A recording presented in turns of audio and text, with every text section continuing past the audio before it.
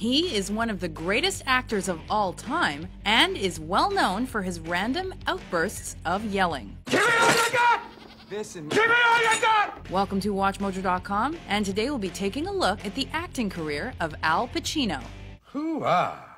Born on April 25, 1940 in East Harlem, New York City, Alfredo James Pacino attended the School of Performing Arts and hoped to one day become a baseball player. Unmotivated and failing his classes, he dropped out when he was only 17. This caused a fight with his mother that forced him to leave home. Having previously enjoyed performing in school plays and imitating Hollywood stars, Pacino decided to use the money he made from low-income jobs for acting classes. He made his start as a performer by taking parts in basement plays in New York's theatrical underground.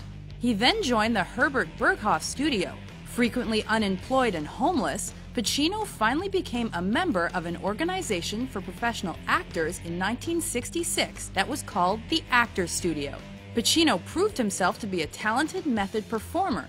One of his most striking features was his memorable gruff voice, and this characteristic was due to the fact that he had picked up smoking at just 9 years old. Pacino quickly found success on Broadway and landed a brief on-screen appearance in 1969's Me, Natalie.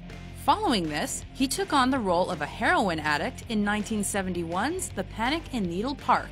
This unconventional role brought him to the attention of director Francis Ford Coppola, who cast him in the iconic part of Michael Corleone in the 1972 blockbuster The Godfather. Only don't tell me you're innocent, because it insults my intelligence. It makes me very angry. His incredible performance earned him an Academy Award nomination for Best Supporting Actor and launched the novice Hollywood talent into superstardom. Amazingly, he suddenly found himself able to pick and choose whatever roles he wanted. He opted to throw his support behind tougher, less commercial films that he considered to be more important. As a result, he co-starred as an ex-sailor-turned-businessman opposite Gene Hackman in 1973's Scarecrow and won another Academy Award nomination, this time for the true-life crime story Serpico. I don't care if I'm in trouble. I don't care who gets it anymore, including myself. Because if I have to go to outside agencies to get somebody to hear my story, well, where am I going to go? You hear me, Serpico? Stay away from me! Where am I going to go? This film detailed an undercover cop's efforts to expose police corruption. He achieved similar acclaim when he played a bank robber in Dog Day Afternoon. Robbing a bank's a federal offense. They got me on kidnapping, armed robbery. They're gonna bury me, man. Reprised his role as Michael Corleone in The Godfather Part 2, and starred in 1979's courtroom drama And Justice for All. You are out of order! You're out of order!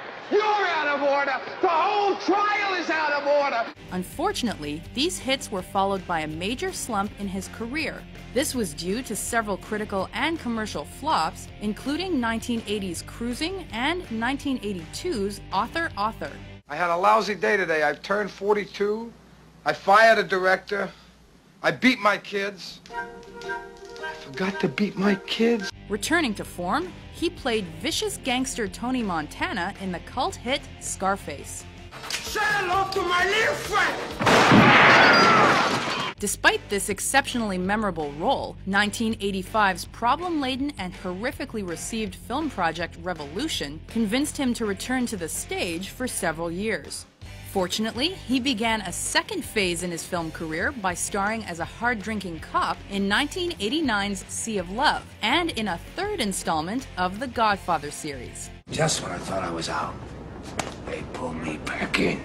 Venturing into less serious roles, he then appeared as crime boss Alphonse Big Boy Caprice in Dick Tracy. I'm looking for generals! What do I got? Foot soldiers! I want Dick Tracy dead! And co-starred with Michelle Pfeiffer in the romantic comedy Frankie and Johnny. He finally won his first Oscar for his charismatic performance as a blind retired army man in Scent of a Woman. If I were the man I was 5 years ago, I'd take a flamethrower to this place! Building on his love of crime dramas, he took on major roles in Carlito's Way, Heat, City Hall, and Donnie Brasco. Nobody can touch you now. I'm your man. Jesus Christ couldn't touch you. He also played the part of Lucifer opposite Keanu Reeves in The Devil's Advocate. He's a sadist! He's an absentee landlord! Worship that? Never! And gave commanding performances in The Insider, Any Given Sunday, and 2002's Insomnia. Killing that girl made you feel special, but you're not. You're the same distorted, pathetic freak I've been dealing with for 30 years.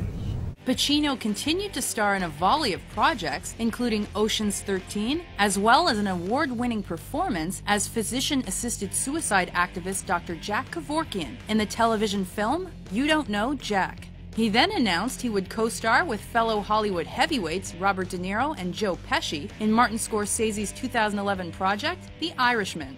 One of Hollywood's most infamous bachelors and a dramatic on-screen force, Al Pacino has repeatedly shocked critics with his continued ability to dominate at the box office and has proved his place as a true Hollywood legend.